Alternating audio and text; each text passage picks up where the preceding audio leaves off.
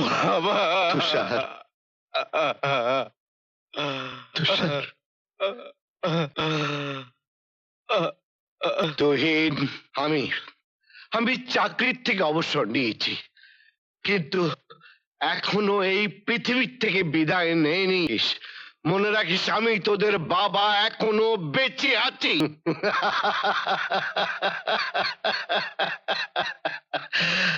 আমি তো তোদের বাবা নই, চাকর চাকর।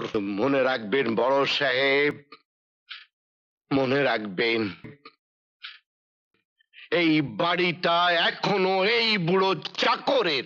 ও, বুঝতে পেরেছি, এই সবই তাহলে তোমার ইশারাই হচ্ছে। ইশারা? কি বলতে চাস তুই? কোন সাহসে ও হেনার গায়ে হাত তুলেছে? বর্দা আর বৌদিকে অপমান করার সাহস ওকে কে দিয়েছে? অপমান, অপমান, অপমান! এই সন্তান বড় লোক হওয়ার নেশায়, ভোগ বিলাসে মত্ত হয়ে নিজের গর্ভধারিণী অসুস্থ মাকে তিলে তিলে মৃত্যুর মুখে ঠেলে দেয়, এমনকি নিজের জন্মদাতা বাবাকে অপমান করে রাস্তার কুলি মজুর বানিয়ে দেয়। সেই সন্তানের মুখে মান অপমানের কথা মানায় না।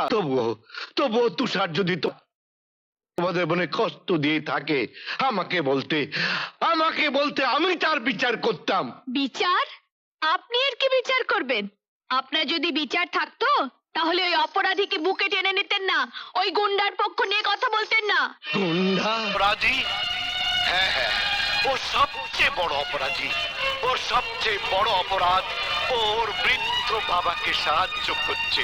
ওর সবচেয়ে বড় অপরাধ ওর অসুস্থ মায়ের সেবা করছে। ওর সবচেয়ে বড় অপরাধ উচ্চ শিক্ষায় শিক্ষিত হয়েও মাথায় করে বোঝা বয়ে বয়ে রাস্তা ট্যাক্সি চালাচ্ছে।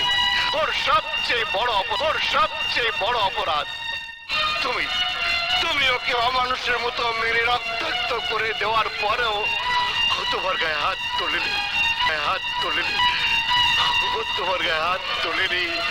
ও তোমার